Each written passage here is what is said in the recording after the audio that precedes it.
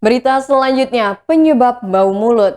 Bau mulut seringkali membuat kita tidak nyaman dan merasa tidak percaya diri.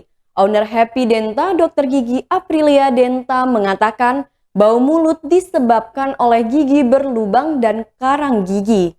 Munculnya karang gigi dikarenakan plak pada gigi yang tidak dibersihkan dan lama-kelamaan mengeras. Kalau karang giginya dibiarkan menumpuk, sudah dipastikan mulutnya akan bau. Seringnya karang gigi menumpuk pada satu sisi gigi karena faktor kebiasaan mengunyah makanan di salah satu sisi gigi saja. Untuk mengatasi bau mulut, harus datang ke dokter gigi untuk dibersihkan karang giginya. Kalau tidak dibersihkan, bau mulutnya tidak akan teratasi.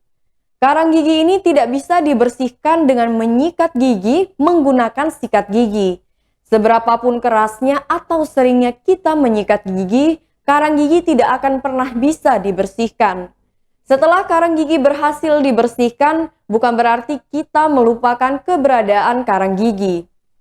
Karena karang gigi bisa muncul lagi. Untuk itu disarankan untuk datang ke dokter gigi setiap 6 bulan sekali untuk membersihkan karang gigi kita. Tapi kalau ternyata bukan karang gigi yang menjadi penyebab bau mulut, tapi karena gigi yang berlubang, ya harus diatasi giginya berlubang. Kalau lubangnya kecil atau tidak besar, bisa dengan ditambal. Aprilia mengatakan kalau lubangnya besar, bisa dipasang mahkota keselubung.